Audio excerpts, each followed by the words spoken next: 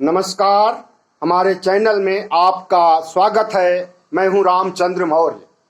साथियों, इस देश में जब जब युवा आंदोलन हुआ है और युवा आंदोलन शांतिपूर्ण ढंग से कभी नहीं हुआ।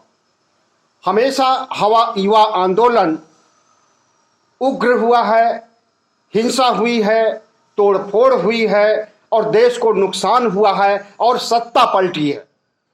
अब तक का इतिहास है कि बिहार से शुरू हुआ युवा आंदोलन 4 बार सत्ता बदल चुकी है।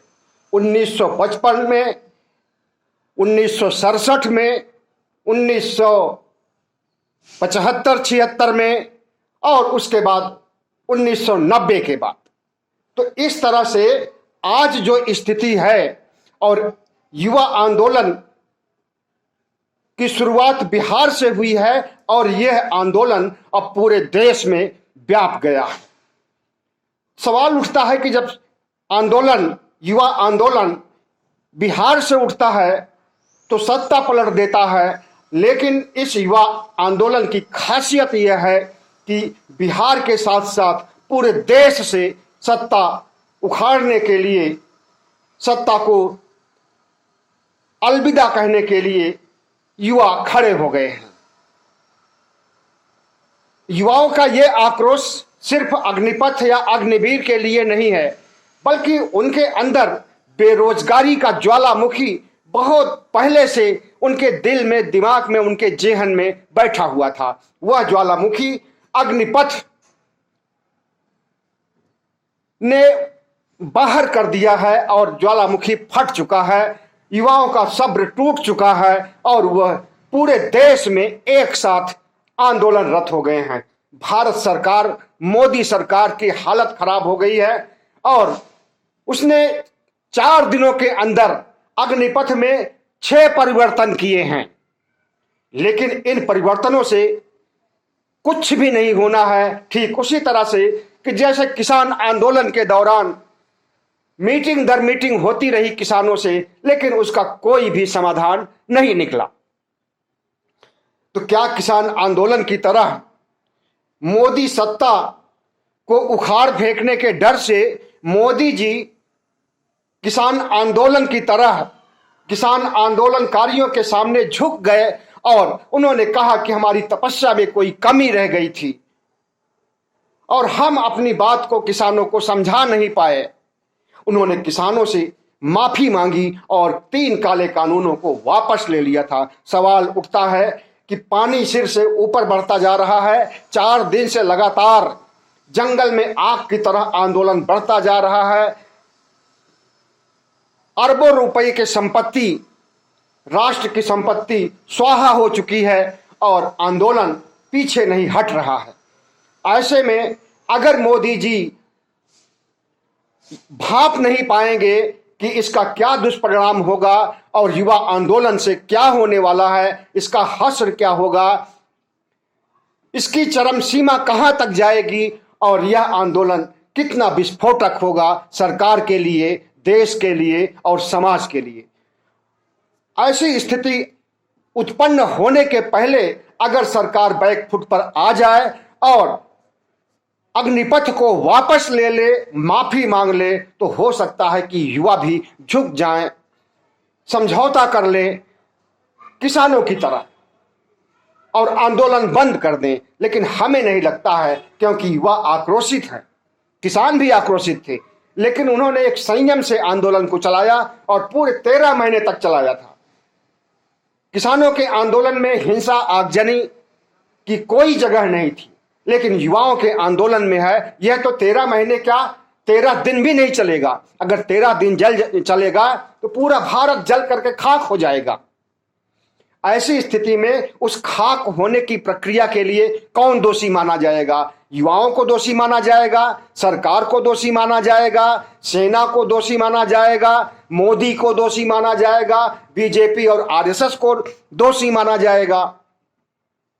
लेकिन सरकार अभी अपने कानों में तेल डाल करके बैठी हुई है और किसी भी तरह से युवाओं से समझौता करने या युवाओं से कम्युनिकेशन करने, युवाओं कि दिल की बातों को सुनने के लिए तैयार नहीं हो रही है। और एक बात और बता दें आपको, सिर्फ अग्निपथ अग्निवीर की वजह से यह आंदोलन नहीं हो रहा है।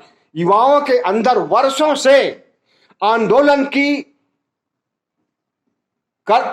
करने की जिज्ञासा थी, उत्तेजना थी, लेकिन उन्हें कोई मंच नहीं मिल पा रहा था, कोई पृष्ठभूमि नहीं तैयार हो पा रही थी, कोई ऐसा सूत्र नहीं मिल पा रहा था कि जिसके भरोसे, जिसके बूते हुए आंदोलन को शुरू करें। किसान आंदोलन के दौरान जरूर सुगबुगाहट हुई थी युवाओं में, बेरोजगारों में, लेकिन उस समय कोरोना काल होने की वजह से या और भी कई वजह होने के कारण उनका आंदोलन थम गया था और वे सड़कों पर नहीं उतर सके थे। लेकिन आज जिन परिस्थितियों में सरकार ने 3 काले कानूनों की तरह काले नौकरी देने वाले अधिनियम को या एक्ट को लेकर के आई है, स्कीम को लेकर के आई है, यह युवाओं के गले के नीचे नहीं उतर रहा है और उन्हें लग रहा है कि थोड़े दिनों के लिए नौकरी होगी, 4 दिन की चांदनी, फिर अंधियारी रात। तो 4 साल 4 दिन के बराबर होंगे और पता ही नहीं चलेगा कि कैसे 4 साल गुजर गए और फिर उसी तरह से बेरोजगारों की कतार में शामिल हो जाएंगे। तो युवाओं को अपने भविष्य की चिंता सता रही है, युवाओं को रोटी कमाने, रोटी खाने की चिंता सता रही है, युवाओं को नौकरी करने, बेरोजगारी से मुक्ति पाने की चिंता सता रही है। लेकिन भारत सरकार जिस तरह से उनका मखौल उड़ा रही है, उनका मजाक उड़ा रही है और उनके साथ घिनौना व्यवहार कर रही है, उसे आप सभी लोग देख रहे हैं और युवा आक्रोशित होकर के कमर कस चुके हैं और सरकार की सत्ता को, मोदी सत्ता को ललकार रहे हैं, चुनौती दे रहे हैं। अगर इस चुनौती को मोदी और मोदी का मंत्रिमंडल, आरएसएस और भारतीय जनता पार्टी नहीं समझ पा रही है तो वो बहुत बड़ी भूल कर रही है। आपको मालूम होना चाहिए कि युवाओं ने इस देश में 4 बार सत्ता का परिवर्तन किया है और जो सबसे बड़ा परिवर्तन था वो इमरजेंसी के दौरान जेपी आंदोलन था, जो पटना कॉलेज से शुरू हुआ था, पटना यूनिवर्सिटी के अहाते से शुरू हुआ था और पूरे देश में व्याप्त हो गया था। आज भी वही आंदोलन पटना से ही शुरू हुआ है।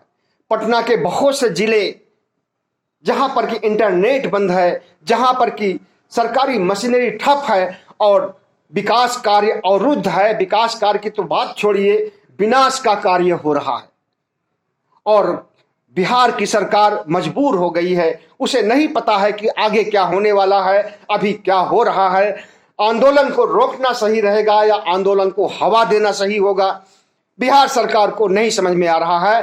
बिहार सरकार में बीजेपी यानी एनडीए की भागीदारी होने के बावजूद नीतीश सरकार टस से मस नहीं हो रही है और वह भारतीय जनता पार्टी के खिलाफ ही खड़ी हुई नजर आ रही है।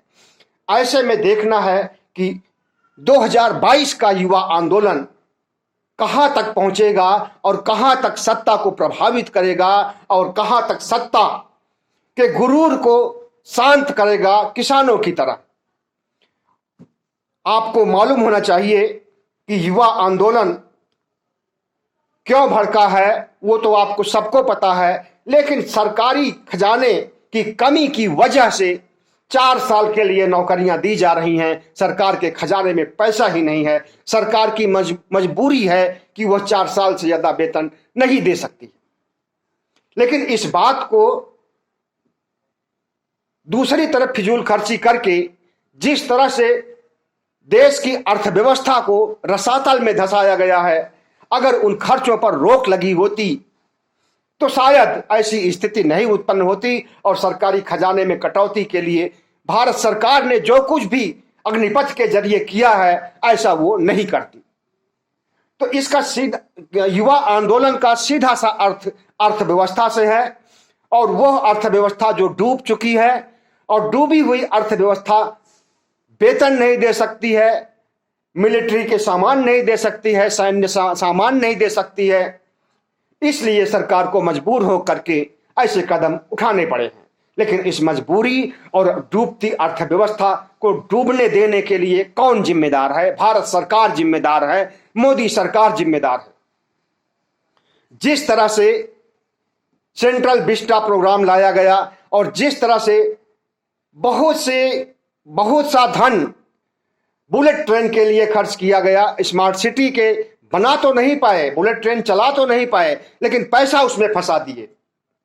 और जिस तरह से भारत सरकार अपने विज्ञापनों पर खर्च करती है, जिस तरह से भारत सरकार और बीजेपी सरकारें जो राज्य में हैं अपने ऑफिस आलीशान 5 स्टार ऑफिस बनाने में खर्चे करती है, ये सब पैसे कहां से आए?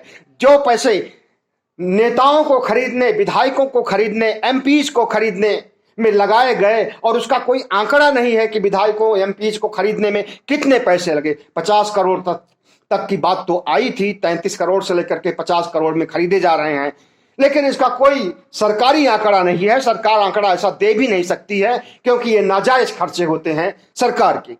तो इन नाजायज खर्चों के लिए कौन जिम्मेदार है? सेंट्रल विस्टा बहुत जरूरी नहीं था अभी इस देश के लिए। अभी भारत के संसद भवन को 100 साल पूरे हुए हैं और उसकी जो इंजीनियरों द्वारा मापी गई आय है, बताई गई आय है, वो कम से कम 150 साल है अभी है।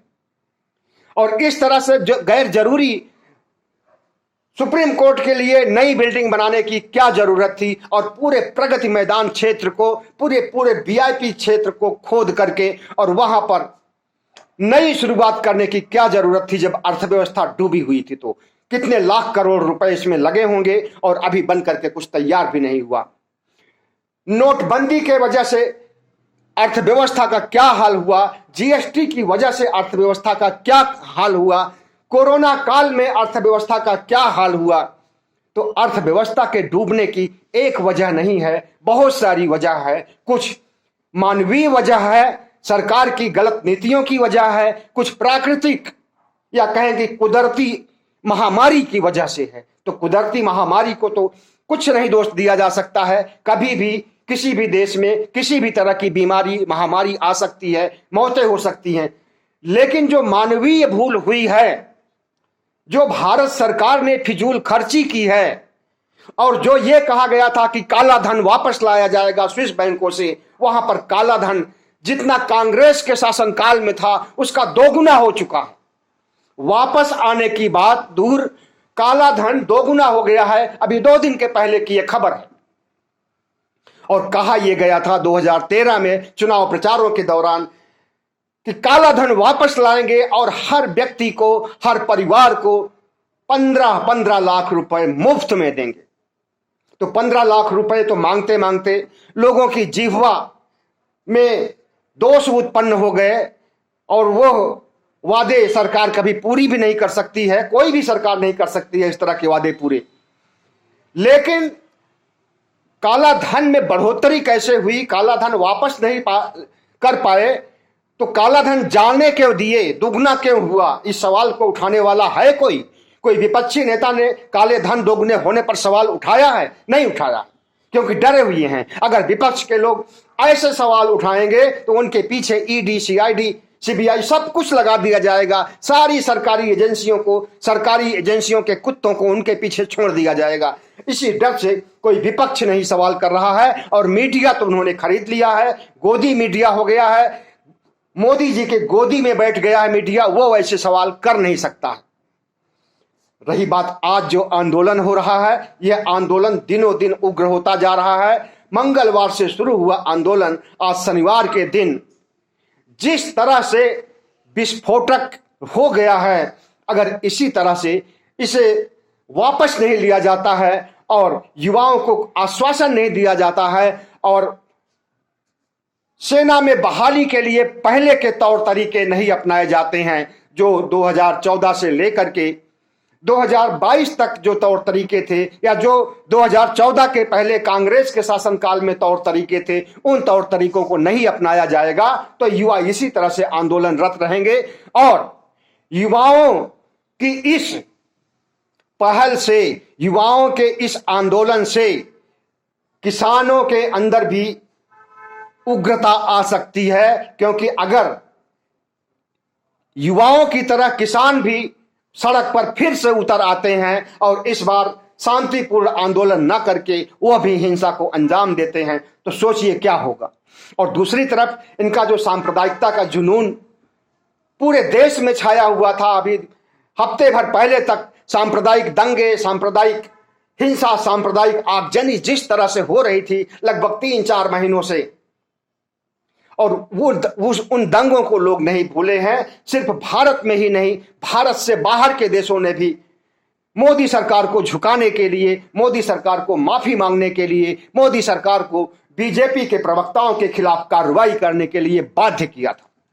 तो मोदी सरकार आज एक ही समस्या में नहीं घिरी हुई है, चौतरफा समस्याओं का अंबार लगा हुआ है। हिंदू राष्ट्र बनाने के लिए जिस तरह से ये पहल कर रहे हैं, हिंदू नाराज बैठे हैं, बहुजन समाज के लोग, दलित समाज के लोग, पिछड़े और दलित समाज के लोग हिंदू राष्ट्र को लेकर के प्रधानमंत्री नरेंद्र मोदी, भारतीय जनता पार्टी और आरएसएस से अलग गुस्साए हुए बैठे।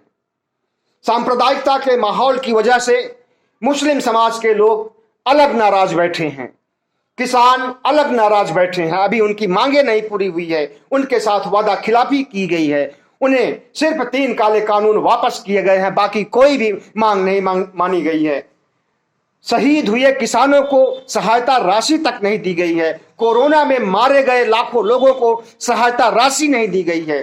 तो कोरोना से मारे गए लोगों के परिवारों में भी मोदी सरकार के प्रति आक्रोश है, किसानों में भी मोदी सरकार के प्रति आक्रोश है, महंगाई से मोदी सरकार के प्रति आक्रोश है, और मुसलमानों के साथ जैसा बर्ताव किया जा रहा है, उनके धर्मस्थलों को, उनके पूजा स्थलों को हड़पने की जो कुटिल नीति अपनाई जा रही है, और अदालत के जरिए जिस तरह से राम मंदिर के पक्ष में निर्णय दिलाया गया था सुप्रीम कोर्ट से, उसी तरह से लोअर कोर्ट में, हाई कोर्ट में, सुप्रीम कोर्ट में फिर से साजिश रची जा रही है कि 1991 के एक्ट को नजरअंदाज किया जाए और मुस्लिम धर्म के सभी पुरावशेषों पर, मस्जिदों पर, उनके नीचे शिवालय की तलाश की जाए, उनके नीचे शिवलिंग की तलाश की जाए, कुतुब मीनार के नीचे विष्णु स्तंभ की तलाश की जाए। तो यह सरकार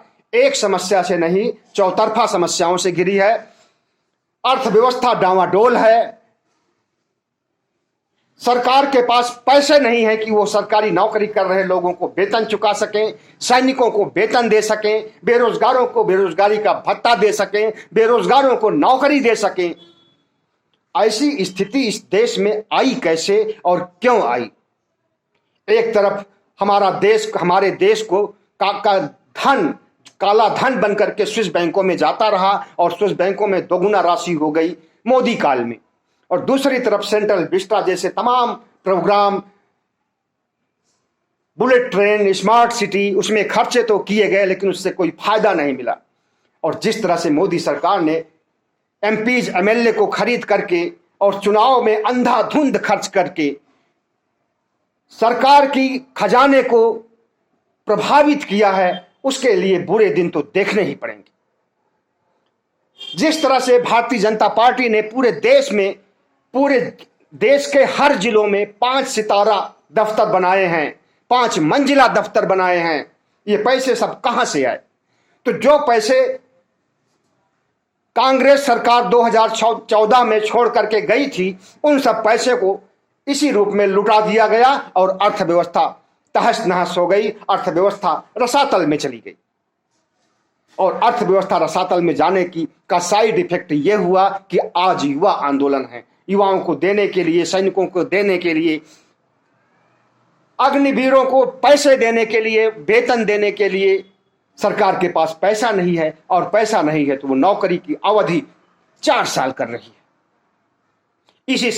इसी से युवक आंदोलनरत हुए हैं, और इनका गुस्सा जब जब फूटा है तब तब सत्ता परिवर्तन हुआ है। चाहे 1955 में हुआ था, बिहार में ही हुआ था, 1967 में हुआ था जब केबी सहाय की सरकार की कुर्सी चली गई थी और सत्ता परिवर्तन हुआ था, 1990 में हुआ था जब मंडल कमीशन जोर पकड़ा था, मंडल आंदोलन जोर पकड़ा था, तो सत्ता परिवर्तन हुआ था, कांग्रेस की सरकार गई थी और राष्ट्रीय जनता दल की सरकार आई थी, लालू यादव मुख्यमंत्री बने थे। और सबसे बड़ा आंदोलन तो इनका 1975-76 का है। इमरजेंसी के बाद जिस तरह से जेपी आंदोलन ने बिहार के युवाओं को इकट्ठा किया, और बिहार ही नहीं, बिहार के बाद देश भर के युवाओं को इकट्ठा किया, राजनीतिक पार्टियों को साधा और इंदिरा गांधी की सरकार को उखाड़ फेंका था। तो युवा आंदोलन और युवाओं का आक्रोश सत्ता परिवर्तन की दिशा में इतिहास गवाह है कि काम कर चुका है। और जिस तरह से आज कोई भी समुदाय मोदी सरकार से, मोदी की नीतियों से सहमत नहीं है और आंदोलनरत है। मुसलमान अलग आंदोलनरत हैं, किसान अलग, बेरोजगार अलग, महंगाई के मार से आम जनता अलग। तो इस तरह से मोदी सरकार की सत्ता जाने वाली है। 2024 में इसके संकेत मिलने लगे हैं। अब कोई इस आहट को पढ़ पा रहा है या इस आहट को नहीं पढ़ पा रहा है, यह उसकी कमी है। लेकिन अभी जो दिखाई दे रहा है उससे यही लगता है कि अगर मोदी सरकार झुक जाती है और अग्निवीर और अग्निपथ को वापस ले लेती है, उसके बावजूद उसकी सत्ता नहीं बचने वाली है। क्योंकि सिर्फ युवाओं की वजह नहीं रह गई है, आज मोदी की सत्ता जाने के लिए चौतरफा वजह मुंह बा करके खड़ी हो गई है। किसान फिर से सड़क पर आने वाले हैं, संकेत दे रहे हैं। और इस बार किसान आएंगे तो पिछले जैसे दमखम से ज्यादा तैयारी करके आएंगे। और मोदी को उन्होंने भांप लिया है कि किस तरह से वो झुकते हैं और किस तरह से माफी मांगते हैं। इनके चाल चरित्र चेहरे को, आरएसएस के चाल चरित्र चेहरे को लोग अच्छी तरह से भांप चुके हैं कि इनकी कथनी में, इनकी करनी में और इनकी कुवत कितनी होती है। किसानों को आंदोलन जीवी कहने वाले प्रधानमंत्री नरेंद्र मोदी क्या बेरोजगारों को भी आंदोलन जीवी कहेंगे? क्या बेरोजगारों के सामने भी घुटने टेकेंगे? क्या बेरोजगारों के सामने भी कहेंगे कि हमारी तपस्या में कोई कमी रह गई थी और हम इस अग्निवीर अग्निपथ को वापस कर रहे हैं और पहले जैसे बहाली का सिस्टम होगा सेना में? करना पड़ेगा ये सब, क्योंकि युवाओं ने जिस तरह से आक्रोश दिखाया है और युवाओं का आक्रोश जिस तरह से दिन दूना रात चौगुना बढ़ता जा रहा है, इससे सत्ता की नींव हिल चुकी है। मोदी जी का सिंहासन हिल चुका है और हिलता हुआ सिंहासन कभी बचता नहीं है, वह पलटता जरूर है। सत्ता परिवर्तन जरूर होगा। युवाओं के आंदोलन से, किसानों के आंदोलन से, एनआरसी सीएए के आंदोलन से, तमाम से ऐसे आंदोलनों की एक फहरिस्त रही है जो मोदी काल में शुरू हुए और अपने अंजाम तक पहुंचे। और ये युवाओं का आंदोलन सबसे बड़ा आंदोलन माना जाएगा मोदी सरकार को झुकाने के लिए, मोदी सरकार को घुटने पर लाने के लिए। बहुत बहुत धन्यवाद। हमारे चैनल को सब्सक्राइब कीजिएगा, लाइक कीजिएगा और